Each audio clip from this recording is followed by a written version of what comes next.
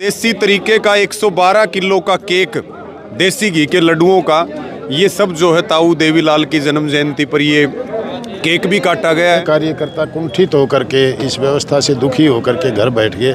खाली मुझे नहीं, बहुत से चौधरी देवीलाल के अनुयायियों और समर्थकों को ये नहीं लगा कि जेजेपी उनकी आशाओं पे खरी उतरी है। चाचा तो बेवकूफ़ को भी कहा जाता है और ताऊ होता है एक सम्मान का वर्ड। आज 28-30 साल का युवा भी चौधरी देवीलाल को नहीं जानता। इतना बड़ा चौधरी देवीलाल परिवार और स्मारकों का और स्टेचुओं का और की संभाल नहीं। वैसे हम दोनों हाथों में लड्डू नहीं रखते हैं, लेकिन ये ताऊ देवीलाल की जन्म जयंती के लड्डू हैं, तो ये तो दोनों हाथों में होने ही चाहिए। आज एक देसी ताऊ का जन्मदिन मनाया जा रहा है और देसी तरीके से ही केक काटा गया है। फिलहाल आप देख सकते हैं, इस तरफ आ जाएं थोड़ा, और ये देखिए देसी जो बूंदी हैं उनका केक बनाया गया है। 112वां जन्मदिन जो था वो जयंती के रूप में मनाया गया है। यहाँ पर हमने भी लड्डू खाया है, तो अभी गले में वो उतनी, और फिलहाल आप देख सकते हैं यहाँ पे बहुत सारे लोग लड्डू खा रहे हैं। और 112 किलो का जो है ये केक था। रवि आज़ाद ने दोनों हाथों में लड्डू लिए हैं, क्योंकि कई बार ले लेने चाहिए, लड्डू मीठे होते हैं, है ना। क्या कुछ कहोगे? 112 किलो का केक और देसी केक बनाया है। वैसे हम दोनों हाथों में लड्डू नहीं रखते हैं, लेकिन ये ताऊ देवीलाल की जन्म जयंती के लड्डू हैं, तो ये तो दोनों हाथों में होने ही चाहिए। मेरे भी हैं, और बहुत अच्छी बात है। लोहारू वो धरती है जिससे देश में किसान आंदोलन की शुरुआत होती है, और चौधरी देवीलाल को हम किसान मसीहा के रूप में पूरे देश में और प्रदेश में उनको जानते भी हैं, उनको पूजते भी, उनको मानते भी हैं। आज उनकी 112वीं जन्म जयंती है। पूरे देश और प्रदेश में हर्षोल्लास के साथ उसको मना रहे हैं, और उनको श्रद्धा सुमन अर्पित करके दोबारा से सब लोग ये प्रयास कर रहे हैं कि ऐसी महान आत्मा, ऐसे महापुरुष के जो विचार थे, उनका जो जीवन था, उनका जो काम करने का तरीका था, उसको जन जन तक ले जाने का काम किया जाए, और अपने संघर्ष को, अपने आंदोलन को, सत्ताओं से जो संघर्ष है किसान मजदूर के लिए, उसको और तेज किया जाए। तो लोहारू में उनको श्रद्धा सुमन भी अर्पित किए हैं। और ये देसी तरीके का 112 किलो का केक, देसी घी के लड्डुओं का, ये सब जो है ताऊ देवीलाल की जन्म जयंती पर ये केक भी काटा गया है। तो सब में बड़ी खुशी भी है और सब हर्षोल्लास में, क्योंकि महापुरुष की जो जन्म जयंती है वो हर्षोल्लास में ही मनाई जाती है। तो प्रधान जी, आज तो एक तो तकड़ा ऐलान कर दिया आपने, जेजेपी छोड़ दी, नया विचार मंच बना दिया चौधरी देवीलाल के नाम से, और ये देसी केक काट दिया। कई चीज़ कमाल की कर दी आपने। तो क्या कुछ इस मंच के पीछे रहने वाला है, और आपको क्यों ऐसा लगा कि चौटाला परिवार जो है वो सही में विचारों को पहुंचा नहीं रहा पब्लिक तक, और आपने ये केक इस तरीके से चुना? फिर मैं देख रहा था विनोद जी, आप सारा प्रोग्राम कवर कर रहे थे, सारी बातें आपने सुनी हैं, उन बातों को मैं दोबारा दोहराना नहीं चाहूँगा। सबकी तरफ से ही प्रस्ताव आए, आप भी सबके भाषण सुन रहे थे कि ऐसा कोई मंच होना चाहिए जहाँ चौधरी देवीलाल के अनुयायी इकट्ठे होकर के अपनी बात कर सके, लोगों की समस्याएं उठा सके। और जो दो घटनाओं का मैंने जिक्र किया जिनकी वजह से मेरे दिमाग में ये बात क्लिक की कि आज 28-30 साल का युवा भी चौधरी देवीलाल को नहीं जानता, तो ये हमारे लिए, परिवार के लिए भी, और हम जैसे जो चौधरी देवीलाल के अनुयायी उनके लिए भी बड़ी शर्म की बात है कि कहीं ना कहीं हमारी कमी रही है कि हम इतने बड़े आदमी को, जिनका इतना विराट व्यक्तित्व था, उनको आज तीसरी चौथी पीढ़ी नहीं जानती। तो उसके लिए हम अपनी गलती मानते हैं। वो बातें मैंने अपनी सारी स्पीच में कही, आपने सुनी। अच्छा, जेजेपी छोड़ दी आपने, मन भर गया जेजेपी से, या आपको क्या लगा कि उनके विचारों को फॉलो नहीं किया जाए? चौधरी देवीलाल की जो नीतियाँ और विचार थे, जैसा कि मैंने बताया, खाली मुझे नहीं, बहुत से चौधरी देवीलाल के अनुयायियों और समर्थकों को ये नहीं लगा कि जेजेपी उनकी आशाओं पे खरी उतरी है, और इसलिए सबका ये मत भी था। और आपने देखा, मैं सब ने ये कहा भी, और सबकी सहमति लेके मैंने जेजेपी छोड़ने की घोषणा की है। मैं आगे की सारी गतिविधियाँ इस गैर राजनीतिक मंच जगत ताऊ देवीलाल विचार मंच के माध्यम से चलाऊँगा, और वो सबके सहयोग से चलाऊँगा। तो अब आपको लगा कि दोबारा से दुष्यंत चौटाला का वो मजबूत दावा नहीं रहेगा, राजनीति में उतनी मजबूत पकड़ नहीं रहेगी, इसलिए आप भी पीछे हट गए?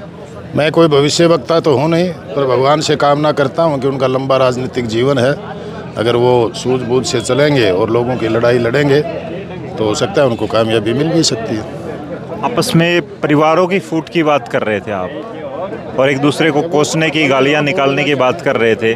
तो ये भी बड़ी वजह है कि आप जैसे जो कार्यकर्ता हैं वो दूर हट रहे हैं इस परिवार से। हाँ, ये वजह है कि परिवार कलह की वजह से कार्यकर्ता दूर हट रहे हैं, और कार्यकर्ता दूर क्या हट रहे हैं, कार्यकर्ता कुंठित होकर के इस व्यवस्था से दुखी होकर के घर बैठ गए। वो ना इधर जाना चाहते ना उधर जाना चाहते, तो ये व्यवस्था आपसी मनमुटाव की वजह से रही है। ये केक जो आपने स्पेशली देसी केक चुना है, क्योंकि ताऊ को देसी पने के लिए जाना जाता था, बागड़ी भाषा में बोलते थे, तो देसी केक उनके लड्डू पसंद थे आपको?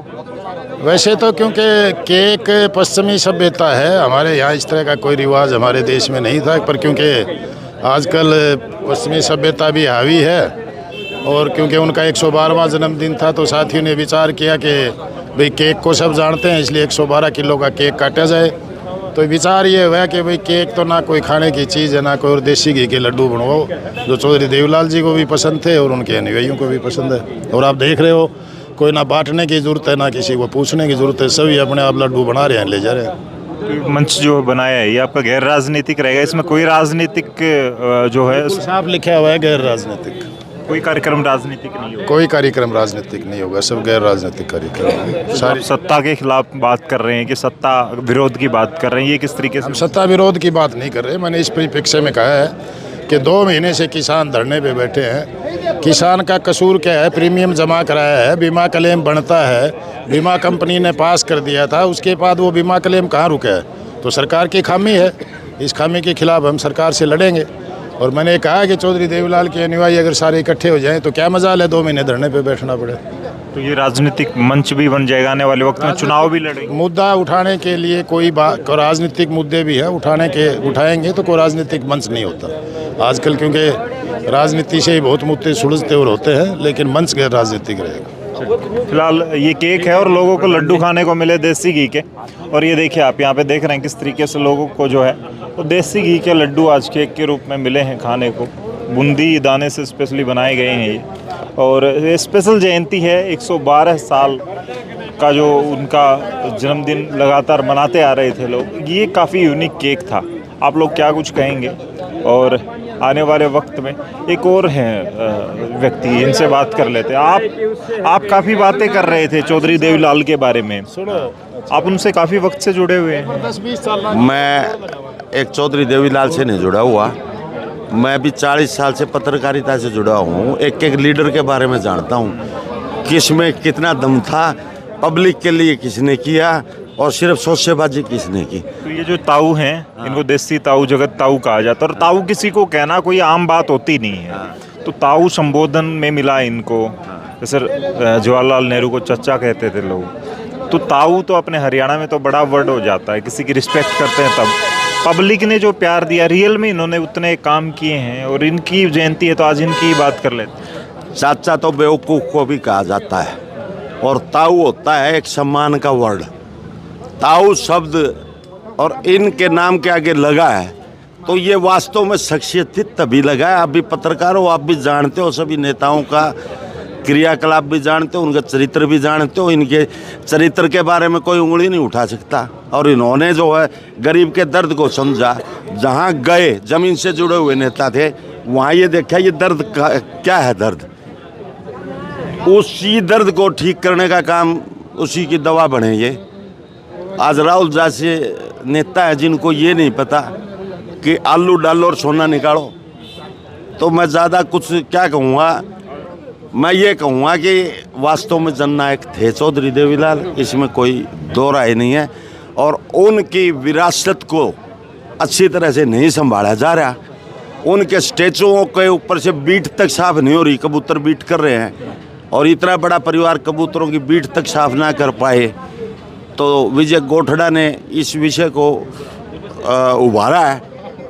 बैठे थे, हमारे अंदर भी जोश आ गया। हम कोई राजनीतिक व्यक्ति नहीं है, ना ही मुझे राजनीति करनी है, लेकिन ये एक मेरे दिल में भी चुभन हुई कि इतना बड़ा चौधरी देवीलाल परिवार और स्मारकों का और स्टैचुओं का और की संभाल नहीं। तो विजय गोठड़ा जी ने जो जिला स्तर के ऊपर इनको गोद लिया, ये गोद लेने की ज़रूरत विजय गोठड़ा को पड़ी, ये इस परिवार के लिए शर्म की बात है। और इससे सबक परिवार को भी लेना होगा और ये परिवार जो आपस में लड़ाई कर रहे हैं, आपस में एक दूसरे के ऊपर इतनी अभद्र भाषा का प्रयोग कर रहे हैं, अगर इसी प्रकार करते रहे तो जनता इस परिवार को पूरे को ही घर बिठा देगी। सिर्फ चौधरी देवीलाल के नाम से वोट मांगने की राजनीति छोड़नी होगी। बलराज कुंडू ने भी पीछे कहा था, जो वो अपना मंच चला रहे थे चुनाव में थे, बोला अब ताऊ ने जो काम कर दिए, परदादा ने काम कर दिए, उसके नाम पे वोट कब तक मांगते रहेंगे ये लोग। तो आप भी वाकिफ हैं, आप वास्ता रखते हैं इस बात? मैं सतवीर कुंडू को भी जानता हूँ और मैं बलराज कुंडू को भी जानता हूँ। हरियाणा की ऐसी कोई शख्सियत नहीं जिनके विषय में मुझे पता नहीं। मैं चौधरी देवीलाल से भी जुड़ा रहा हूँ, मैंने भजन लाल को भी देखा है, चौधरी बंसी लाल को भी देखा है। यहाँ तक कि नरेंद्र मोदी जब कुछ नहीं थे, वो भी 2 दिन तक हम साथ रहे हैं। मेरा जीवन जो होना, मतलब मैं 1964 में जन्म लिया था और मैं 76 से 6ठी क्लास से जो है इन फील्डों में जो है मैं घूमता रहा हूँ। मैंने राजनीति में कभी आने की चेष्टा नहीं की। चलिए आपसे विस्तार से कभी बात करेंगे। आज आपके जेजेपी के एक अहम सदस्य ने आज पार्टी छोड़ दी है, मन भर गया उनका। आपस में विरोधाभास, पार्टी में जो बातें होती हैं उसके इतर अगर परिवार की बातें होती हैं, उससे कहीं ना कहीं नाराज़गी थी उनकी। क्या कुछ कहेंगे? जेजेपी वाले कई साथी यहाँ पे आए तो थे, लेकिन आज एक सदस्य आपसे दूर हो गए। नहीं, ऐसी तो कोई बात नहीं है। ये गोठड़ा जी का अपना निजी विचार है। जो हमारी जेजेपी पार्टी है, भाई दुष्यंत चौटाला है, उन्होंने अब जो 2019 में बीजेपी के साथ गठबंधन किया था, ताऊ को ही विचारों को आगे बढ़ाया था। आज जो समय की मांग थी, आज आप देख रहे हैं जो महिलाओं को 50% आरक्षण दिलाया, वो ताऊ के विचार थे कि सब महिलाओं को भी स्वावलंबी बनाया जाए।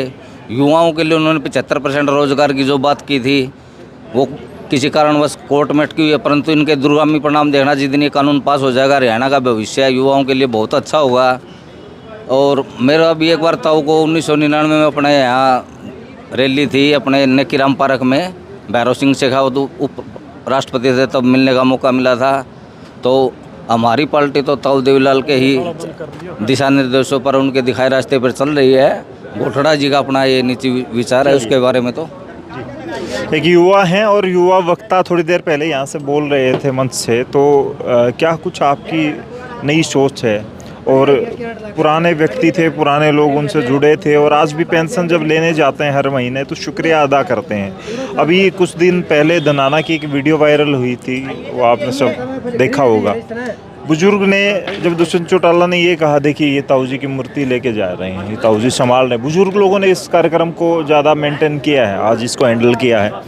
तो वहाँ से जब दुष्यंत चौटाला ने ये कहा कि तुम्हारी जो पेंशन है वो मैंने 3000 कर दी है, वो मैंने की है, जबकि सामने वाले बुजुर्ग ने ये कह दिया कि ये तो तेरे परदादा की जो है वो कार्यक्रम थे, वो हमें मिल रहा है, तुमने कुछ नहीं किया हमारे लिए। तो बुजुर्ग इनको आज भी शुक्रिया अदा करते हैं, और लोग आज जो इनकी नीतियां हैं उस पर चलते हैं। इनको फॉलोअर जो हैं वो पुराने लोग हैं, नए जुड़ नहीं पा रहे हैं इस परिवार के साथ, इनके विचारों के साथ। क्या कुछ कहेंगे? देखो, मेरा तो ये मानना है कि अगर मान लीजिए मेरी उम्र 32 साल है, मैंने तो कभी जीवन में, जैसे आप हल चल रहे हैं, बूढ़े लोग हल चल रहे हैं, मैंने कभी देवीलाल जी को ऐसे चलते हुए, फिरते हुए, बैठे हुए नहीं देखा। सिर्फ यूट्यूब पे वीडियो देखी, बताते हैं कि ऐसे ऐसे आदमी थे, ऐसे ऐसे डिसीजन लिए, तो सुनने में बड़ा बढ़िया लगता है।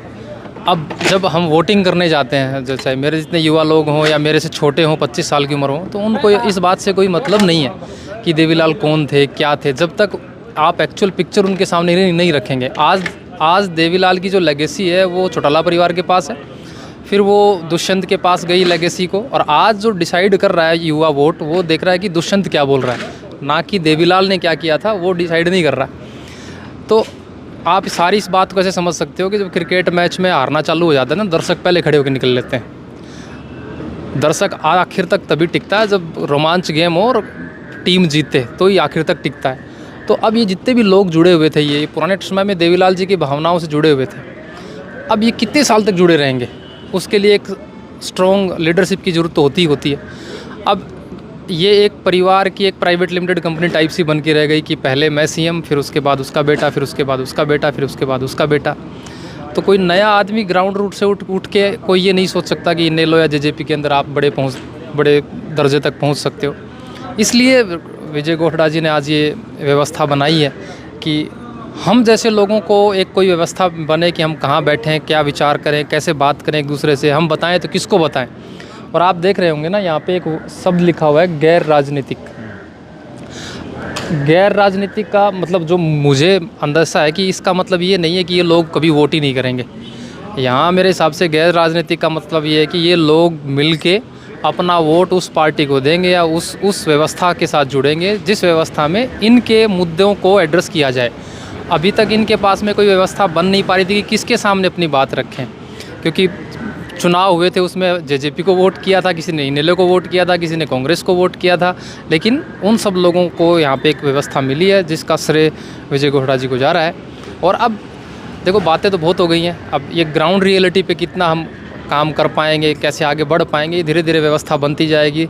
हर बड़ी व्यवस्था की शुरुआत छोटी होती है। चलिए, फिलहाल आपने देखा लोहारू से हम आपके साथ ये तस्वीरें और ये केक, स्पेशली केक आपने देखा, बुजुर्गों ने केक काटा है और बुजुर्गों ने ही इस कार्यक्रम को यहाँ पे आज हैंडल किया है। बहुत सारे बुजुर्ग थे, तस्वीरों में आपने देखा होगा। आज के इस कार्यक्रम के बारे में क्या कुछ कहेंगे? चौधरी देवीलाल जो ताऊ बने, जगत ताऊ कहा जाता है, उनकी राजनीतिक विचारधारा जो थी वो आने वाले वक्त में किस किस नेता ने उसको फॉलो किया और बदलाव जो हैं वो हुए हैं, उससे कितना प्रभाव हुआ है हरियाणा में, वो सारी बातें आप कमेंट में लिख सकते हैं इस वीडियो को देखते हुए। तब तक के लिए धन्यवाद। राम राम, जय हिंद।